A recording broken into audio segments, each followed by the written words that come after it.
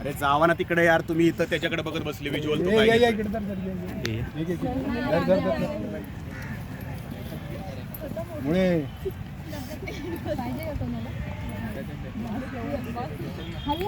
अरे पुढे तरी जा, मागा मागच थांबतो असं.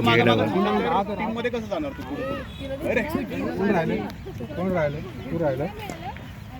चेन्नई सुपर किंग्सचा कॅप्टन आता मराठमोळा ऋतुराज गायकवाड झालाय आणि त्याचा आनंद इथं आपण बघतोय पुण्यातल्या या मैदानावरती होतोय.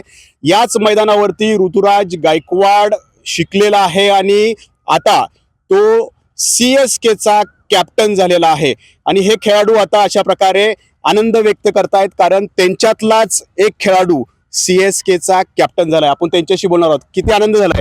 मला खूप आनंद झालाय की आमच्या अकॅडमीचा एक प्लेअर वरच्या लेवलसाठी कॅप्टन्सी करतोय.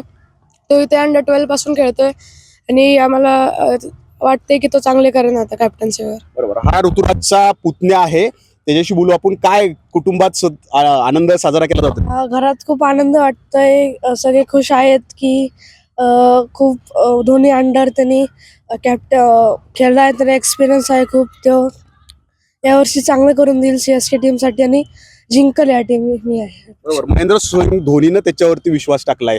तुम्हाला किती अपेक्षा आहेत दादा ऋतुराजकडे? तो खूप अपेक्षा आहेत की तो ह्या वर्षी जिंकू IPL असं वाटते, कारण धोनीच्या अंडर त्याने 2 वर्षी खूप शिकला असेल आणि त्याला खूप फायदा पण राहील की 2 वर्षात धोनीच्या अंडर राहिले तर यावर्षी नक्कीच त्याला कॅप्टन्सीला फायदा होईल IPLला.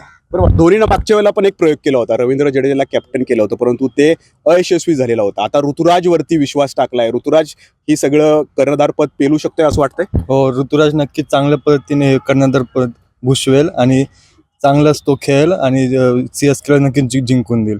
तर या सगळ्या खेळाडूंना विश्वास आहे की CSK ऋतुराज गायकवाडच्या नेतृत्वात पुन्हा एकदा IPLचं कप जिंकेल. नाजिमुल्ला, ABP माझा, पिंपरी चिंचवड.